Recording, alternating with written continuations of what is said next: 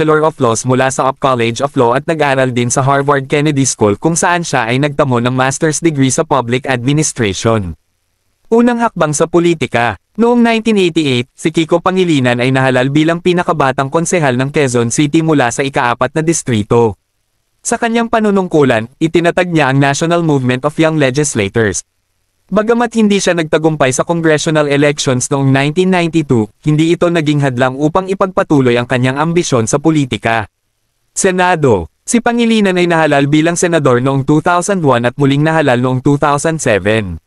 Sa kanyang unang termino, siya ay naging Senate Majority Leader mula 2004 hanggang 2008.